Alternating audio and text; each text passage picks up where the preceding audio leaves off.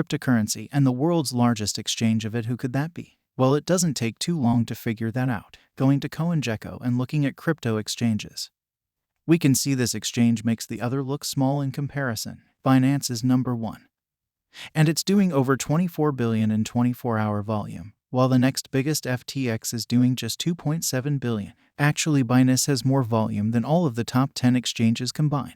Tether is a part of this. If you look at a breakdown of their volume, over 70% of it is USDT. Binance is doing the same thing as FTX, but on a much larger scale. They have been facilitating the Tether cartel for years since their creation in 2017, playing God mode, peeking at traders' leverage positions, and of course allowing spoofing on their exchange, wrecking retail traders and leverage traders alike. Just look what Willy Woo, well-known on-chain analyst, had to say about this spoofing in December of 2021. For what it's worth, this practice was rife on BitMEX, but it disappeared when the founders were arrested and a new management team came in. Comes down to whether exchanges want to clamp down on the practice. It's only part of the game. The spoofing gives it a shove. In this case, the final push was to liquidate longs. Shoving the price around is a strategic play to liquidate traders. Whether it be a long squeeze or short squeeze, spoofs give the markets a shove, which in turn liquidates the leverage. This is a strategic play, as exchanges can see leverage traders' hands. They know their liquidation levels. They know exactly where the price needs to go to liquidate the most money. It's no secret. People have been uncovering Binance spoofing bots for ages, but the secret is out on Binance. They are facilitating more than just market manipulation. They are facilitating much more nefarious activity. Reuters put out an investigative piece 2 days ago titled "How Crypto Giant Binance Became a Hub for Hackers, Fraudsters and Drug Traffickers," and the article states during this period, Binance processed transactions totaling at least $2.35 billion stemming from hacks, investment frauds, and illegal drug sales. Reuters calculated from an examination of court records, statements by law enforcement, and blockchain data compiled for the news agency by 2 blockchain analysis firms. 2 industry experts reviewed the calculation and agreed with the estimate. Drug trafficking. Now, if you didn't know, America is having a deadly opioid epidemic. That makes what happened in the 90 seconds and early 2000 seconds with OxyContin look like child's play. Fentanyl is flooding the U.S. and killing Americans like never before, as we can see from this graph. Over 91,000 people odds in 2020, compared with under 20,000 in 1999. Now, where is this deadly opioid fentanyl coming from? It's coming from Chinese labs. From this U.S. Treasury Department press release, Treasury targets Chinese persons involved with drug trafficking organization moving fentanyl. We can get a clear picture of what goes on. The article states today, the U.S. Department of the Treasury's Office of Foreign Assets Control designated 4 individuals and 1 entity pursuant to the Foreign Narcotics Kingpin Designation Act. The 4 individuals were designated for providing support to the Zheng drug trafficking organization, which is run by Chinese synthetic opioid trafficker Fujing Zheng. How did they process their funds? The article says the Zheng DTO laundered its drug proceeds in part by using digital currency such as Bitcoin, transmitted drug proceeds into and out of bank accounts in China and Hong Kong, and bypassed currency restrictions and reporting requirements. They laundered with Bitcoin and other digital currencies. I can guarantee you one of the others was Tether USDT. Now, this flooding of deadly drugas from China goes unchecked by the CCP and the PRC, aka the Chinese Communist Party and the People's Republic of China. These 2 terms are used interchangeably to describe the Chinese political region. The Republicans know this, as their Foreign Affairs Committee has put out a campaign titled "The CC Party's Over," with the aim of countering China's corrupt, deceptive influence around the world. The mission statement says, under the totalitarian leadership of the Chinese Communist Party, China has become the United States' strategic adversary and most consequential foreign policy challenge of this century. Complacency towards China has allowed the CCP's quest for dominance and deceptive behavior to go largely unchecked on the world stage for far too long.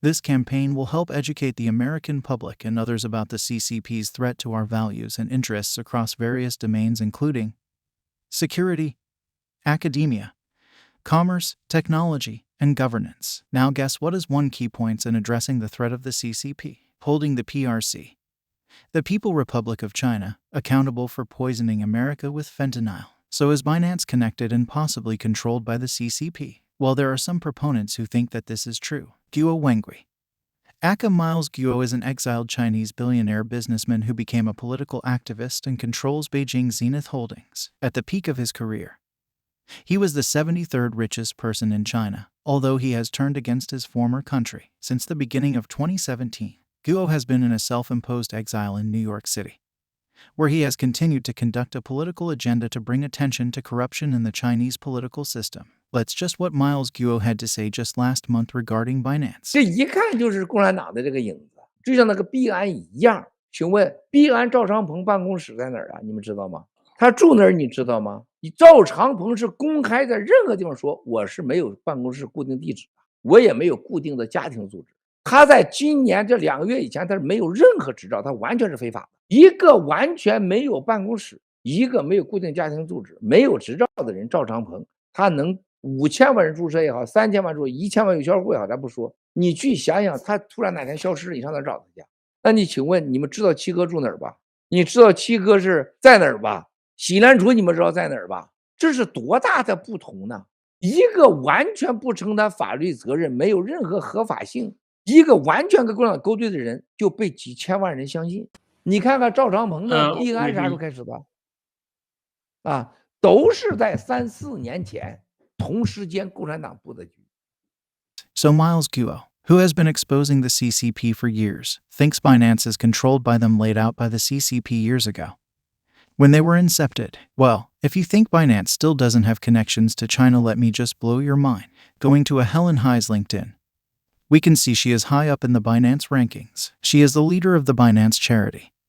She is the head of Global Fiat Exchange and head of NFT and fan tokens, but she is also a goodwill ambassador for UNIDO, the United Nations Industrial Development Organization. I wonder for which country. Well, as we can see from the World Economic Forum highlight on her, it's for the China Regional Office, specifically for industrialization in Africa. Now, if you didn't know, China is using Africa to make the products and goods needed to bolster not only their growing population, but for ours in the US. Peter Hitchens put out this article how China has created a new slave empire in Africa, and the article states out of desperation, much of the continent is selling itself into a new era of corruption and virtual slavery as China seeks to buy up all the metals, minerals and oil she can lay her hands on, copper for electric and telephone cables, cobalt for mobile phones and jet engines, the basic raw materials of modern life. Many perish as their primitive minds collapse on them, or are horribly injured without hope of medical treatment. Many are little more than children. On a good day they may earn $3, which just supports a meager existence in diseased, malarial slums. Peter got to interview an opposition political opponent in Zambia, Michiel Sada, and this is what was said. Sada has challenged China's plans to invest in Zambia and is publicly suspicious of them. At elections 2 years ago, the Chinese were widely believed to have privately threatened to pull out of the country if he won, and to have helped the government parties win. Now the leader of the Patriotic Front, with a respectable chance of winning a presidential election set for the end of October, Sada says, the Chinese are not here as investors, they are here as invaders. So did Helen Hai have deals in Africa? Of course she did. I actually covered this all the way back in March of 2019. Let's just play a clip.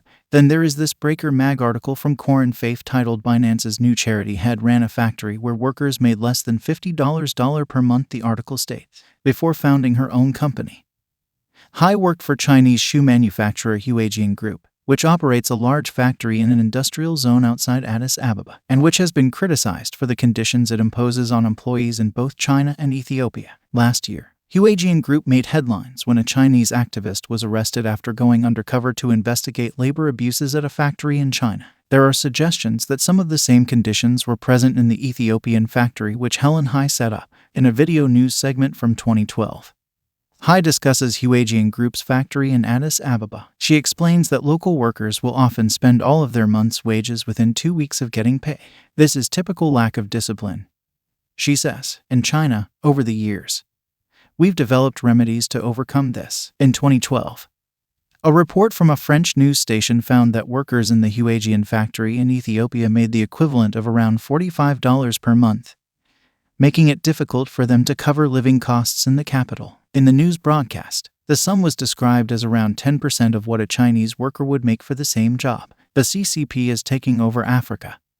The CCP is looking to take over the world, and in my opinion, They are infiltrating the US through Binance, per example, Forbes. Viewers, I'll see you next time with new update.